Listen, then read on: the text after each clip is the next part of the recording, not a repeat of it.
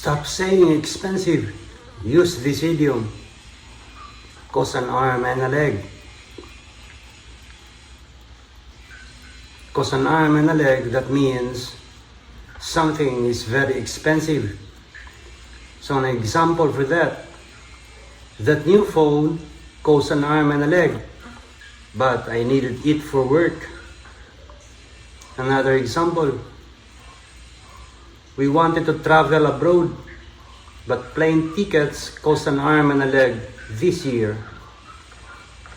So another example, college tuition costs an arm and a leg. So I'm saving every dollar I can. Cost an arm and a leg, meaning something is very expensive. Thank you.